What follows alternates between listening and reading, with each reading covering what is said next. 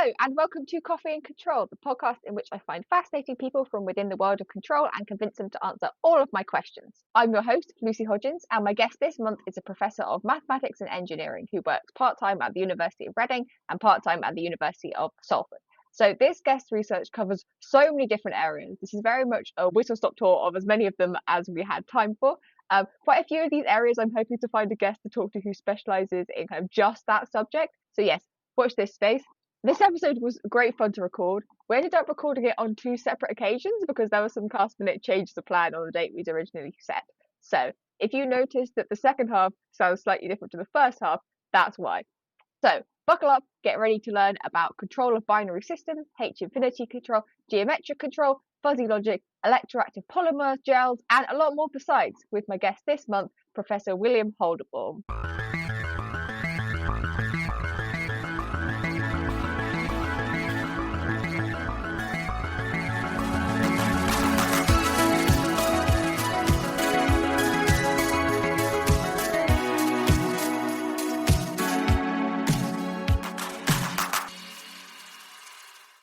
Can I start by getting you to say your first and last name and a few sentences introducing yourself and what your research is about? So I'm William Holderbaum, a professor at the University of Reading. My research is mostly towards control and mathematical modeling, but with applications. Applications are towards energy, healthcare, and robotics.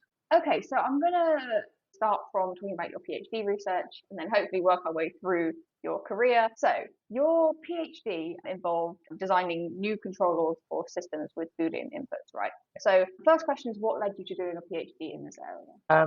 I think the interest was because it was applied mathematics. Mm-hmm. So initially I see that as an hybrid dynamical system. So it's a type of differential equation which has basically continuous inputs and discrete inputs. And I was interested for a couple of reasons. First, obviously, one is because it's mathematics and I was interested in control.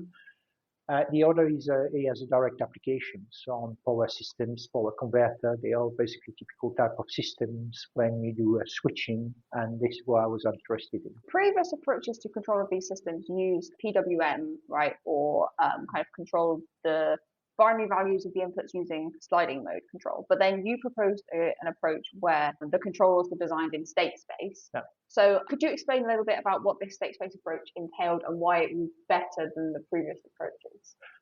So the difference of other approaches like sliding mode control or PWM, you don't control directly the number of switching. You switch really when it's an average, basically. So there's a lot more switching.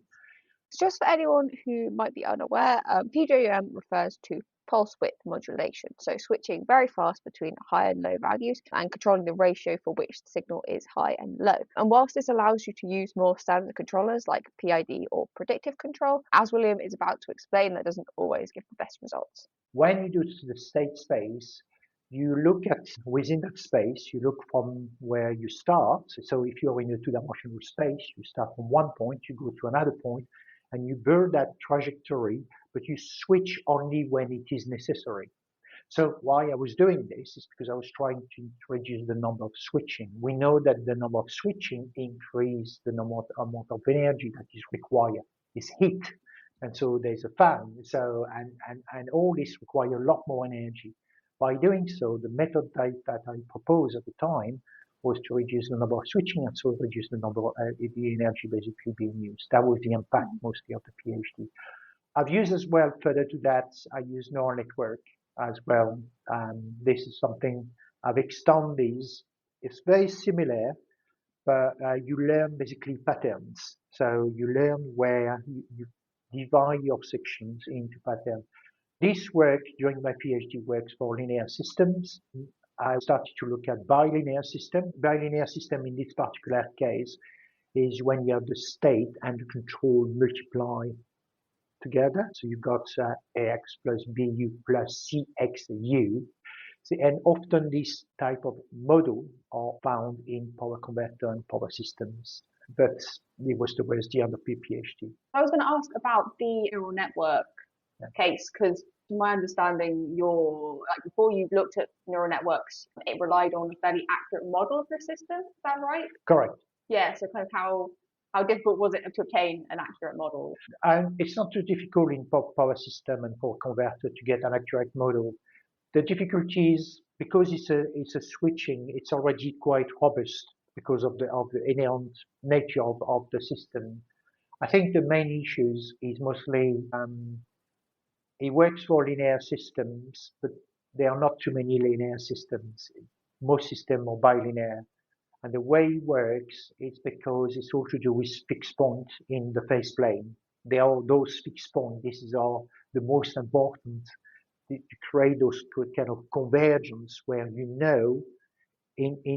those points where there are fixed points, you can reach. There's a reachable state. If you're outside, then you don't get that. So linear system works very well with that. But bilinear, there are points where they are not there, and so it's a little bit more challenging to find those. And I was looking basically in this type of solutions. Neural network works as dividing if you are in one sector, because it's so suppose you've got a two switch, so what you will have is 0, 0, 0, 1, 1, 0, 1, 1. Mm-hmm. This is the fourth sector you can choose. And this is where the neural network where if you are 0, 0, this is the sector you are going to apply. If you're in that sector, you go apply 0, 0. If you apply in that sector, 0, 1, and you learn that pattern. And as you move, the neural network learn that pattern. That's, broadly speaking, that's the way it's been done. I'd like to move now onto your work on FES. So firstly, I'm curious as to how you came about working on this after your PhD, because it seems quite different from the work you did before. At the end of my PhD, I was looking for a potential postdoc. An offer came at the University of Glasgow, and it was with Professor Ken Hunt. And at the time, I did apply for the positions. It was interesting because I thought he was on control, nothing to do with what I was doing in my PhD, but he was still on control. He was still on model, because everything can be seen as a system. That's why my research is quite broad, because I'm not a power system engineer. I'm not really a medic. I see everything as system. I model that with the control. That's really why it's that broad. So I had an interest. My interest was really because I saw there's modeling and there's control, but I didn't know nothing about FES until I arrived in Glasgow.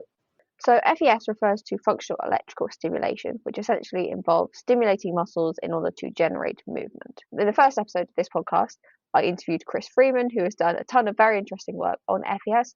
So we go into a lot more detail in that episode. I'm going to link that in the show notes in case you're interested. And my project when I was in Glasgow, it was on the standing up, for people to stand up after paraplegia by stimulating the calf muscle. So your early work in this area used H-infinity control, right? And you've written quite a few papers using this type of controller. Could you kind of give a brief overview of what H-infinity control is and why it's useful for that particular problem? So the H-infinity, H stands for hardy space. And they are basically, why they are useful, because you try to bound the imperfections into your model. Okay, that's what you are trying to do.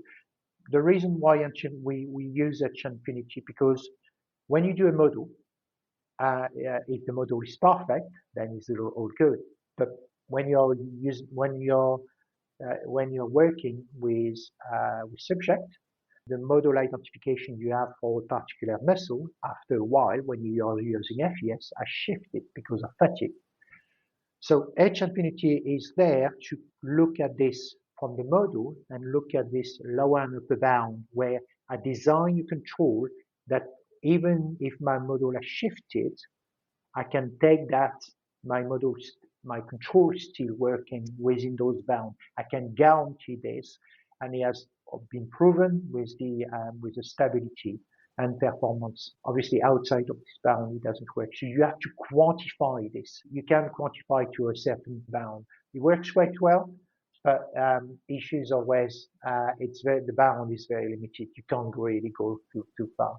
Because in addition to H-infinity, you've applied quite a lot of other controllers. So I saw sliding mode control, adaptive PID, multiple model, electrical learning control. So do you think there are some types of controllers that are particularly well suited to FES as a whole, or do you think it really depends on the application? I think there are type of control that can be suited better for FES as a whole, mostly to deal with fatigue. Fatigue is the main issue. When you control a person or for the standing up, if you control the legs, if you control the arms, and like a robot, which has a rigid structure, which is quite well defined, human has this actuator, which are the muscles who keep shifting and moving because of fatigue. And that's usually the challenge really in FES. Okay, so I just wanted to add a little bit more background on fatigue here because I think this is really interesting. So when you do vigorous exercise, obviously your muscles get tired after a while and don't generate as much force. And when you stimulate muscles using FES, you get exactly the same thing occurring. However, it occurs faster in this case because the way the field generated by FES interacts with the muscles means that the muscle fibers that are likely to get tired easily are activated first.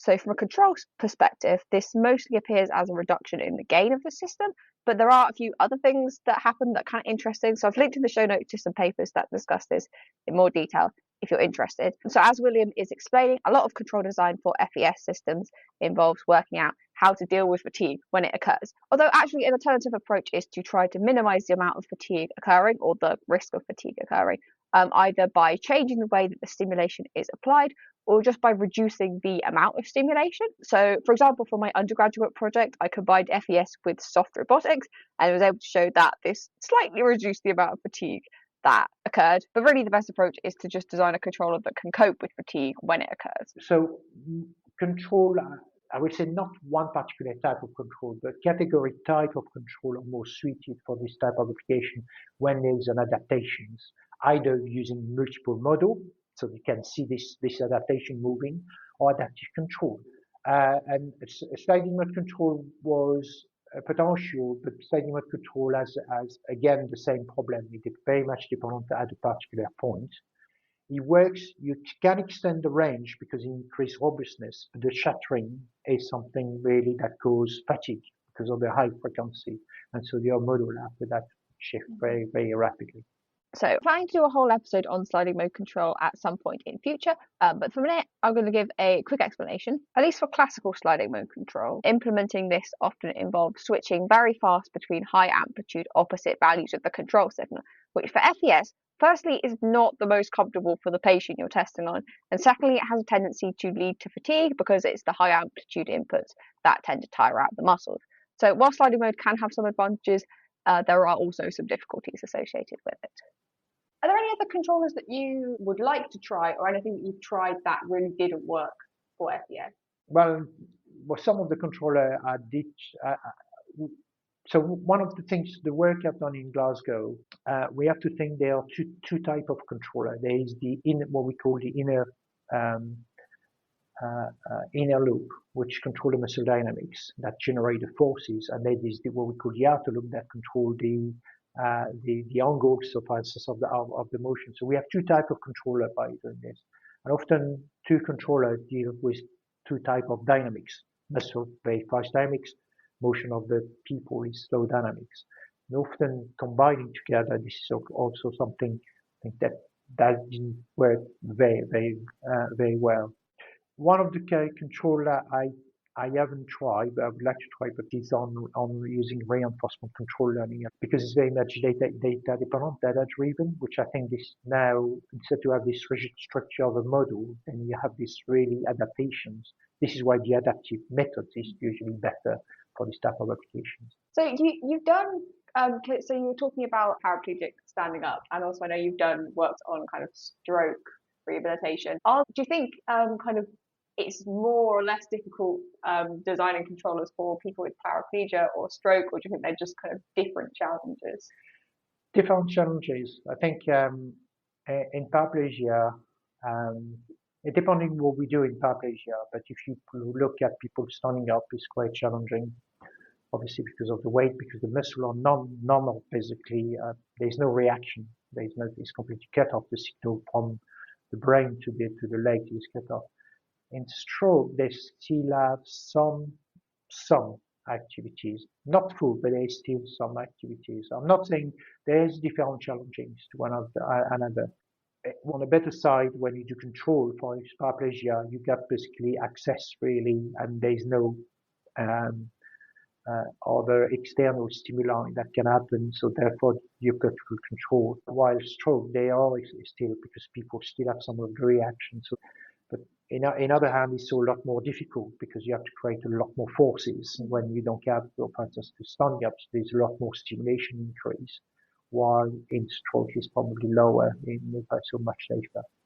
The next thing I wanted to ask you about was your work on Lie groups and geometric control theory. So looking at your paper around like 2005, you started working in this area. So yeah, I've really enjoyed like reading through your papers in this area and learning about it. It's a really interesting area.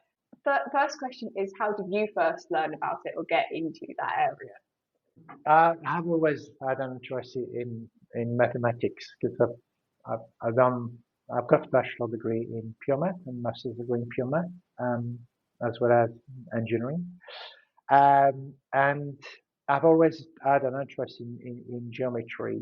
I came across by someone I met at a conference, Georgievich, uh, and we started to talk about geometric control systems. And I love basically the area of research, not only for the research perspective and the mathematics perspective, but as well, I find this much more um, natural. I would say natural in a way that the way systems are, the way they behave. Geometric control doesn't work really so much of what the inside of the system. It's more what the outside of the system, and take into account the configurations.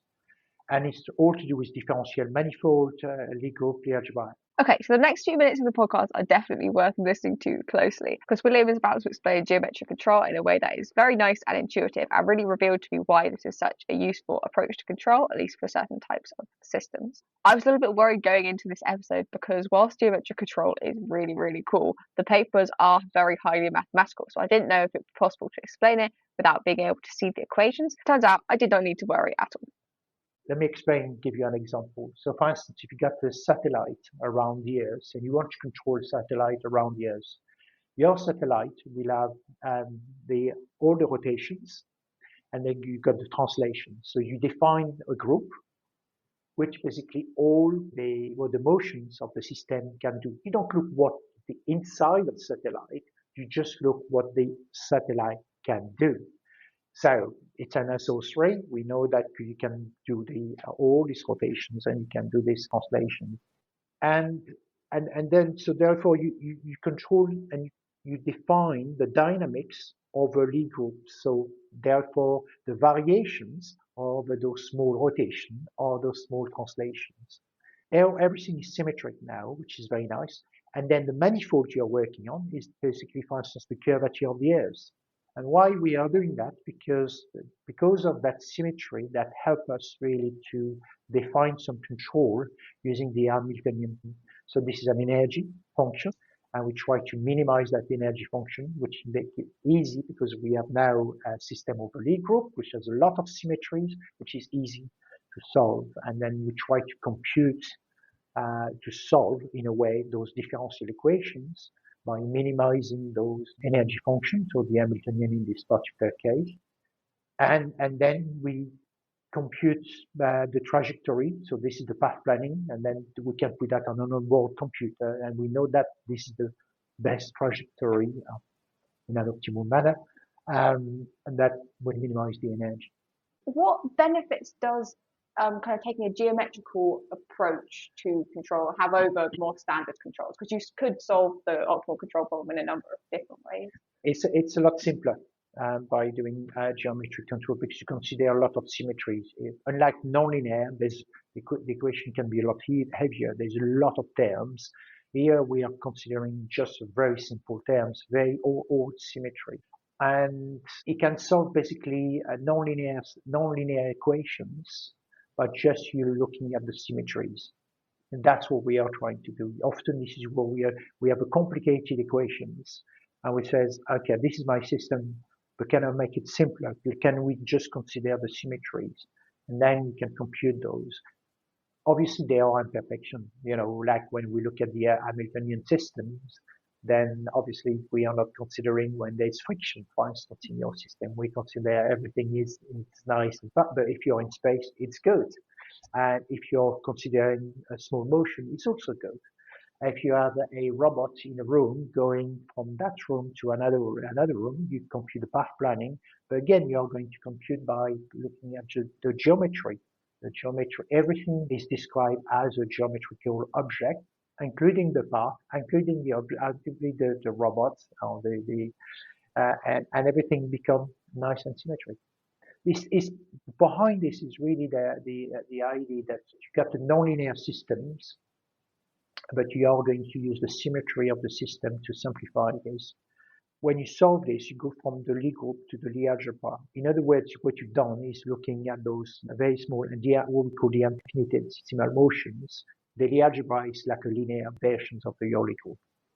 And then you compute these on those Lie algebra, and then you basically project back using the unexponential form to the Lie group that give you really the full equations of what the path that the robot needs to follow. So, just to summarize, in geometric control, you have Lie groups and Lie algebra. And say your Lie group is your group of rotations and translations in 3D space. Then there's a mapping called the exponential map that allows you to map to this Lie group from what's called a Lie algebra, which is a mathematical object that you can use to do calculations with. The first paper that you published, and a few of your other papers, have had in the title six-dimensional Lie groups, which when I first read that, I was imagining like Euclidean space, but in 6 dimensions. But it seems from reading the paper that is not actually what's going on. No. When we talk about the six-dimensional, is the if you like, is the 3 angle of rotation and 3 displacements. Mm-hmm. Okay, that's because that's 3-dimensional. It doesn't mean that we are working over an Euclidean space. This is basically defined, we are not defining a flat space. We are basically looking as well the curvature. This is where it is very important. We look at curvature. Here, then obviously we will be on a 2-dimensional space. But going back to the satellite, this is we are not in an Euclidean space. This has become now non-Euclidean, and it's the reason we are looking from the curvature perspective, and all this come into play in that particular paper. What is an Euclidean? What is an Euclidean space? In a very simple term. So suppose we are in an Euclidean space, 2D flat. You draw a line, and you draw a point not on that line. There will be one and only one line which will be parallel to that line. It will be one, unique. But in an Euclidean space, it's not the case. And the reason is put a sphere, put a line, but you can have multiple lines who are parallel on that sphere. This is where it all breaks down. This is to do with the non-uniqueness of the parallel line, which is breakdown by, this is where we took a non-Euclidean space. So where we say non-Euclidean space are these objects where, or those manifolds, where the parallel line break down. So your more recent work in this area, so I think it was earlier this year you published a paper titled Time Parameterized Motion Planning, which I believe was related to geometric control and optimal solutions, but then changing the velocity constraints, parameterizing to time. Could you kind of expand on that, where that idea came from, why it might be useful? So I currently have a PhD student working. I can explain a bit more about this. Basically, we look at time parameterizations, or we want basically to reach. You want to start, say, from that room to go at that room in the fastest way.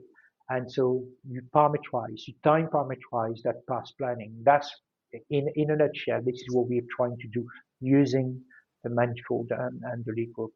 But I've got a PhD student who is working on looking at stability of system defined over Lie group. And we look at a lot of algebraic geometry and algebraic topology tools. And it's very much to do with the based on index theorem or Conley theorem. What it is if you have a fixed point, so where your stable point, you'd say your linear system, if you draw a curve, and if you look all the vector field that goes to the point, you take those vector field, the first one, and you look at the number of terms when you go back to there. If you come back with +1 or -1 or 0, it classifies if it's a stable, unstable, or there's no fixed point. Okay, so and those curves you can define any curve. It doesn't matter because in homotopy it means you can deform. It doesn't change really the fact that the way the classification is. At the moment, what we are trying to do is the dimension is only very limited to very small dimension. What we're trying to do is to extend this work, and we look this from what we call a cohomology perspective. This is all to do with mostly at the object that apply from one space to another. We look at the object, not of the space itself. Okay, so this is the point at which we ran out of time when originally recording it in person. So the rest of the podcast was recorded about 6 weeks later. Just a little explanation of why it sounds kind of different. Thank you very much for agreeing to come back and finish this interview. So I think the first topic of this part of the podcast I'd like to discuss with you is control for electrical and power systems. So I know you've done a lot of work in this area. So my first question is, what got you interested in control of power systems? I think initially how it started, it was not really my area when I started, to be honest. My PhD was on hybrid dynamical systems, so there's connection for that. And you find those systems in power converter, for instance. So there's kind of I'll give you an example. You've got this switch, like a transistor, an inductor, a capacitor. The output is the charge, say, the capacitor, for instance. So that vary quite continuously. And however, the input is discrete because it's a switch. It's a transistor can deliver 0 and a 1 to this. So, and these type of system are found in motor drive or synchronous, asynchronous machine. You can find also this type of system or a hybrid dynamical system like hydraulic. Hydraulic has you open a valve. So there are different type of system. But this is where, because I was looking at a more general framework of this type of differential equation, looking at the stability of those systems, that led somehow towards the power system. But I was not really, I would say, drawn into that initially. And also, further to that, it's linked to now, as we know, but when I did that, it was 25 years ago, energy was not, we talk about this, but it was not like a big things in those days. Now it is a big thing, and we try, electric car, it has developed. We came a long way. The other is also the big things why energy is important is also independence. When the war in Ukraine, we can see that petrol and gas has gone up.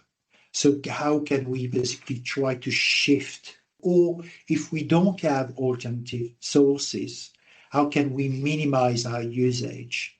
And this is where optimizations and then they come back really to me.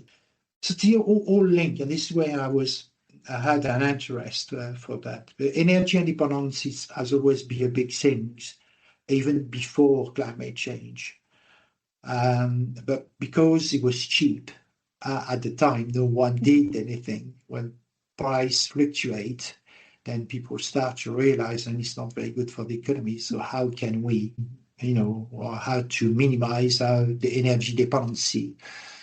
And this is where I started to have been drawn and have an interest into that. So kind of going more into the specifics of a few of the things that you've worked on. So you've written quite a few papers on control of energy storage systems associated with RTG cranes. So you've looked at kind of various optimal controllers and sliding mode control. Could you start by explaining what an RTG crane is, complexity of the energy supply, and why it's important to have good control over this? So RTG stand for rubber tire gantry, RTG. So therefore they are crane that move around within the port. They have wheel, that's why they have tires, and they are moving around. They are crane that doesn't move, like what we call STS, the ship to shore. They are basically right at the edge of the sea, and in connection, they don't move. but those are able to move and carry containers. They can't go far, they are very, very slow. And those cranes lift thousands of containers every day. But the crane is diesel power, and diesel basically that carbon emissions by those cranes. An example, for instance, at Southampton. At Southampton, there's a lot of crane when they're all working on these high activities, and direction of the wind as well at the same time will push all this gas or carbon into inland is not helpful for the populations, for the health populations. So what we were trying to do is can we reduce dependency on diesel? So I started looking into the use of cranes at various different ports, and while I couldn't find any data on Southampton specifically, I did come across some data on Shanghai port, and I found out that around the time that William first started working in this area, there were over 200 RTG cranes at Shanghai port, which together used over 30 million litres of fuel a year.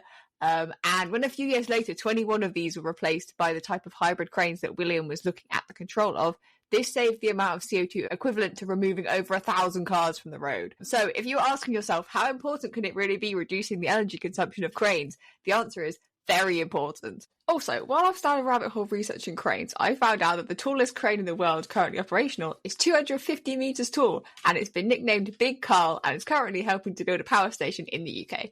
However, Big Carl is not an RTG crane. So let's get back to William talking about energy storage control.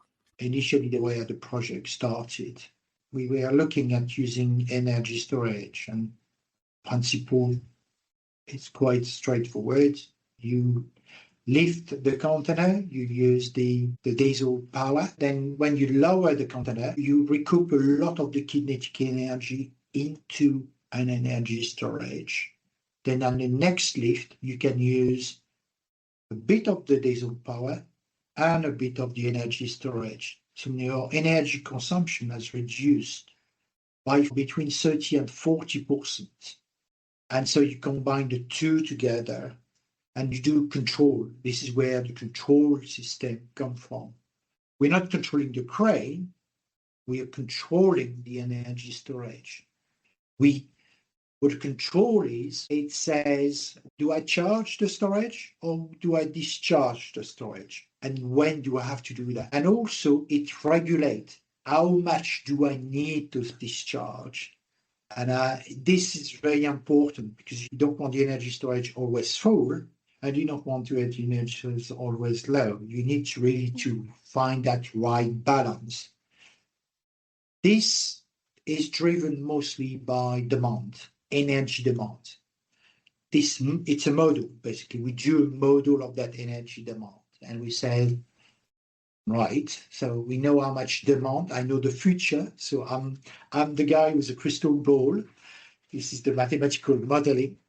You model that demand. So I said, I see in the next 2 or 3 hours, this is what I will need in terms of demand. Then I use these informations to control the energy storage. If I know in advance, I'm going now to regulate in an efficient way that charge and discharge of energy storage. That's why one of the control methods, which is shipped quite well, is model predictive control. And also stochastic model predictive control, because there are variabilities sometimes, and that embed very well that stochastic and probabilistic approach of what's going to happen. Because I can tell you, right, in the next 2 hours, we need that amount of kilowatt. Well, I'm not sure it's going to be that amount of kilowatt. I'm not saying it's going to be 50 kilowatt, or it can be 48, it can be 52. So you need to model that in a stochastic way, and I embed that into the control, that take into account that variability of the demand that's going to happen in the future. What are some of the challenges associated with control of this kind of system? Like, I guess the stochasticity is one of the challenges. Is there anything else that is kind of difficult? I think what is difficult mostly is not so much the control. I think the control is quite straightforward. From a control engineer, perspective, the most difficult is to get the right model. That's the challenge. I think this is the most difficult challenge that you can get. Basically, building that crystal ball. Unfortunately, I don't have a DeLorean. I can't go back in 2000 from 1985. I've got to use the tool of mathematics to predict what's going to happen. And that's usually difficult. The more accurate the model is, the best performance I will get. And we all know that. It's not even for the application of the crane. Any things you do, for instance, we talk about FES. If I have really a super duper model that really give me so accuracy how the muscle, I can use really the activation. I can see where I need to apply that electric field and how am I going to apply. Because I've got so good model, it's like I know exactly how this is going to operate. Often this is not what's happening. There is a lot of variation within that model, and this is the challenge. You have that in everyday life in terms of modeling. This is, you see that, say, an example is the stock market, for instance. People says, oh, this is working very well. I can predict my earning in the future because my model will say that. But then there are unpredictable events that's not inbuilt in the model and into the model. And often this is where things goes wrong. And any system, this is not with the crane, it's any system. It can happen in robotics, can happen to any system. It's often the challenge. Often the control is there to compensate what the model hasn't been able to deal with. So you mentioned MPC. You've also done some papers looking at fuzzy logic control of these systems, right? So how do these two approaches compare? Right. So the fuzzy logic is it's if-then conditions. So it's fuzzy because it's not quite precise. If I've got condition A, I've got condition B, but then if I'm in between A and B, it's a bit fuzzy. So if your condition A is very clear, if you have condition B is very clear, but sometimes you're between A and B, which one? I'm going to take a bit of A, or I'm going to take a bit of B. In other words, if I look at back at, for instance, when we were using, am I going to charge or am I going to discharge? Or am I going to do, well, not both, but you may have two different storage, and then you can say, am I going to do charge, but at the same time discharge the other? Or this is where you start to build this into your model. So the most simple, actually, the best is to say, when I was talking about the crane, we have an energy storage, and we have the main drive, the diesel generator. That's supplied with if the storage is not there. The if-then condition is to say, which one I'm going to choose? Am I going to choose the diesel power, or am I going to choose the energy storage? Or am I going to use both? And this is where you make that fuzzy, this is where the control comes from. This is where you say, well, I'm going to use a little bit of my diesel generator, but I'm also going to use a little bit of the energy storage. And so therefore you use a little bit of both. This is the, if I need that amount of energy, what do I do? Well, then I use a bit of the diesel power and a bit of the energy storage. Are there any other types of controllers that you think would work well for control of the RTG crane energy system, or that you either that you'd like to try or that other people are maybe trying? Well, I mean, the one we found that works quite well is stochastic model predictive control. That has been working very well to deal with the imperfection of the model. So you embed that randomness into that. There is maybe other control, like probabilistic control is probably another one that could be really considered. So you need somehow that kind of randomness for the RTG crane. But one of the things we've done as well is using machine learning No, but it's a big word, big buzzword. Everyone uses machine learning these days for everything. But in effect, it's quite simple. We just do modeling. And the machine learning is there. So when we do models, you can do in two ways. You can do the physical representations of the model. You use basically the physics, Newton's law, and you build model out of that. It's quite safe. I mean, we know what's going on. And it's quite structured, and you use that for control system. The machine learning is based on data. You get basically a model that change really. So there's quite dynamics around that. We've done some work on this, and it's been working quite well, actually, because the structural model doesn't adapt as well as the machine learning model. On the other hand, the structural model is much more stable, which the machine learning model is not. That is when the model is not good. The final section I want to talk to you about is completely different from the energy storage side, and it's the papers you've written recently on electroactive polymer gels. Could you explain what electroactive matter is and also what's meant by morphological active matter systems? In layman terms, it's a material, it's a polymer, which basically you plunge into liquid. And what we call electroactive polymer is because on either side you put an electric field. That electric field, so suppose this is your polymer, right? This is plunged into some form of liquid, right? You put an electric field across, and then what is an electric field? It's a force, basically. It's a force that's pushing, right? And you can reverse that. You can go that way, you can go that way. You can reverse those two. That's plus minus, plus minus.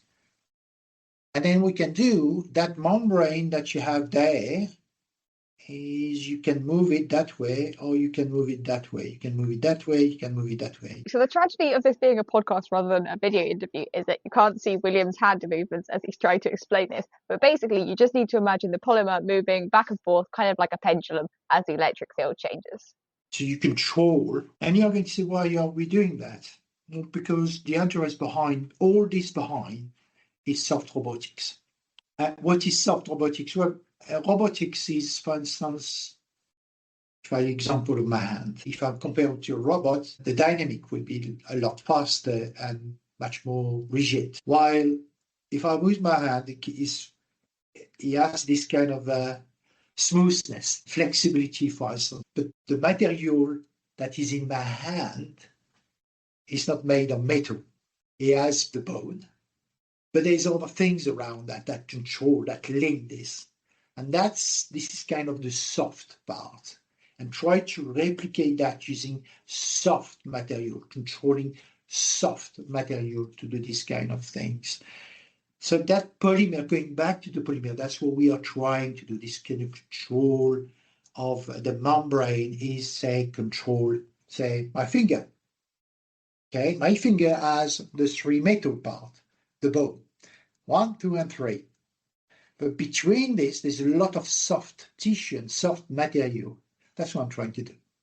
I was going to ask, because the papers are kind of, I guess, not really theoretical, but very specifics on, like, you've got a little bit of active matter and you're trying to make it do tiny movements. So I was wondering about how you would go about using that to build a robot. What would this look like? How complex could it be? Oh, this is just a little, we are talking about just little things here. But if it works, we can repeat that all across. This is a building block. Mm-hmm. This in no way it's building a robot. It's just a building block of part of a robot for that material.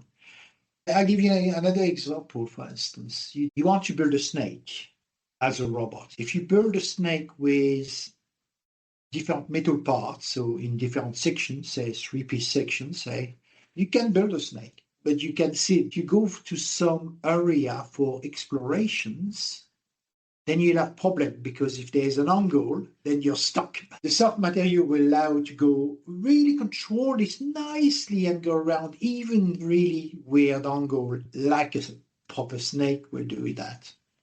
And you're going to say, well, why do you want to build a snake? What was the purpose to do that?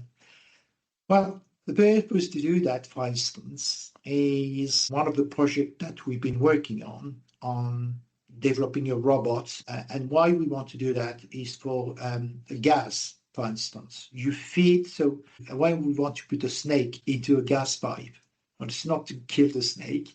What we want to do is to feed basically that snake robot and swim into the gas to see when there's blockage, for instance. That blockage comes from different temperature and pressure. As time passes, the blockage becomes bigger and bigger and can stop gas flowing or reduce the gas flowing. Another area, it could be inspection. We know, for instance, and in the news, they've been talking quite extensively about the water being lost because we don't know the pipe that has been built, they are sometimes 50 years old, they are in the ground, they burst, or we don't know they are burst. And sometimes it takes months. The amount of losses of fresh water into the ground, we don't know. And it's very difficult to find where are those cracks. That's robot snake, soft robot snake, could go really intricate network of pipe to detect whether there's a crack, scan the pipe as you go along, whether they find a crack, report it, and you know exactly where it is. You can dig, replace. It's much more efficient, much quicker, because at the moment it's people going point by point. It takes enormous amount of time. One of the difficulties of building this type of robots is very much about the control, because it's very challenging to control this type of system. Far more challenging. What kind of controllers would you think would work for that kind of system? Well, we tried different. I think it'll have to be a robust control. I mean, snaking mode, for what I've seen, has done good results. But I do believe, I think it's very much again within the model. And the problem is the same with FES. The muscle there, it's very challenging to control, very, very challenging, because we have fatigue, we have things, or we don't get fatigue because the material is quite stable, but we induce a lot more. There's a lot of challenging on the material, and we got all these parameters, which is similar what you have in FES, because we are soft. There's a lot of things because of the whole structure. Well, if you control only one link, this is many links that you have to think that control about. That's where the challenge is. If anyone listening is particularly interested in learning more about control of soft robots, and I mean, why wouldn't you be? They're really interesting. But I am planning to do a podcast episode entirely on soft robotics at some point. I have a few potential guests in mind. However, if you can't wait for then, I can recommend a very interesting review article on model-based control of soft robotics, which of course I have linked in the show notes if you'd like to go and check it out. Also, another really interesting aspect of electroactive polymer gels that I really wanted to ask about, but we ran out of time, is their self-control possibilities. So, quoting from one of Williams' papers, it discussed control systems wherein the computation was embedded into the media dynamical response. And in particular, they mentioned another paper that designed a soft robotic arm in which, quote, the way in which the arm deformed in reaction to actuation was used to alter further actuations, creating a feedback loop where the soft body's response dictated future behavior, end quote. And I don't know about you, but the idea of having a physical system where control is built into its inherent structure is so cool. Again, I would love to record an entire episode just talking about this. Okay, I've got a few quick fire questions at the end. Are there any fields of control or like applications of control that you haven't worked in yet but would like to? One is probably I've done some work, but I would like to do more on the advanced algebraic control, more because I'm interested by the mathematics behind rather than anything else. What's your favorite part about your job? Research. I love research, but research doing my own. I love doing my own research. I know I don't have much time about this, but this is what I love. And particularly, working on mathematical problems related to optimizations. This is something I'm very deeply interested.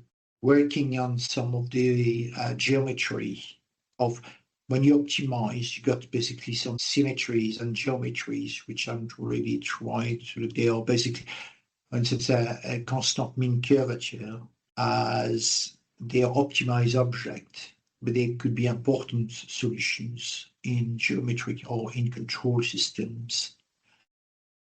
I'm currently working with a PhD student using a lot of mathematical tools from differential topology, algebraic topology, and algebraic geometry related to group theory, cohomology group, to understand stability, so extend what Lyapunov has been working on. This is the kind of things I'm interested in. Do I have the time to do that?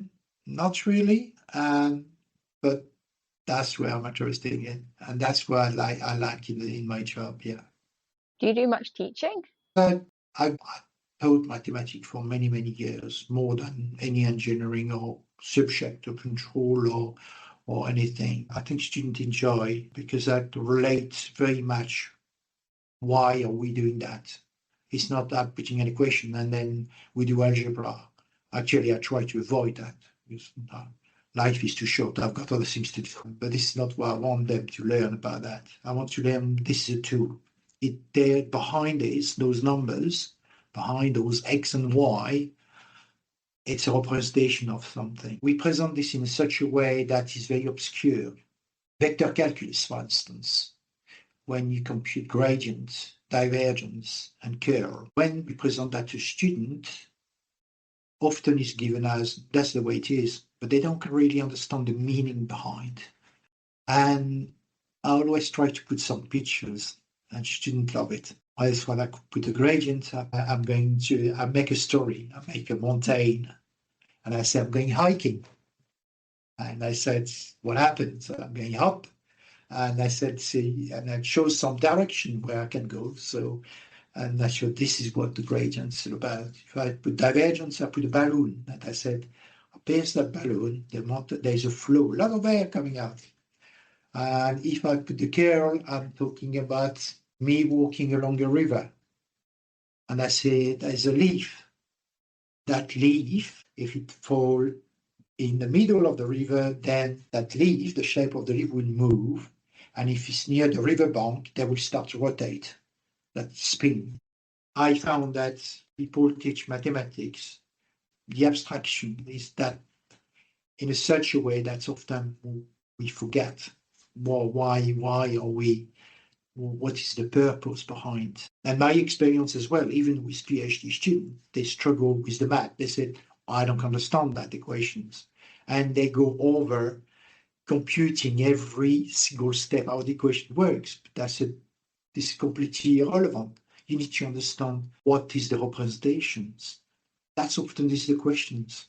What does it mean? That means something. It represents something. There's a lot of symbol. It's because we are using symbol to make it shorter. But mathematics initially didn't have any symbol. It was just word. From Greek to Latin, it was just word.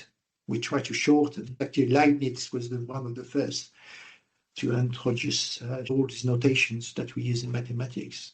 Principia from Newton is all in Latin. He only used basically word, frictions, and that's the only word that he's been using in there. Final question is, what's been your favourite paper or project you have worked on? Many? All. I would say all.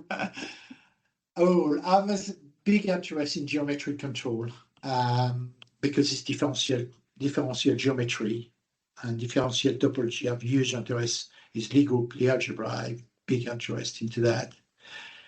All the paper of energy and FES and robotics are also big interest. So I would say probably all of them. Okay, thank you very much for the interview. So we've covered a ton of different topics during this episode, but just as a quick summary. So state space control can be used to improve energy efficiency of systems with binary inputs. FES systems typically require the use of robust or adaptive controllers. Geometric control can be used as a tool to simplify problems by making use of symmetries. Control plays a big impact in reducing the energy efficiency of cranes, and electroactive matter can be used as a building block to create soft robotics. As always, thank you very much for listening. You can now follow us on Instagram, Blue Sky, and X to keep up to date with when new episodes are released. Next time, I will be talking to a researcher from Bristol all about swarm robotics, which I'm very much looking forward to. But until then, as always, I hope you have a wonderful month.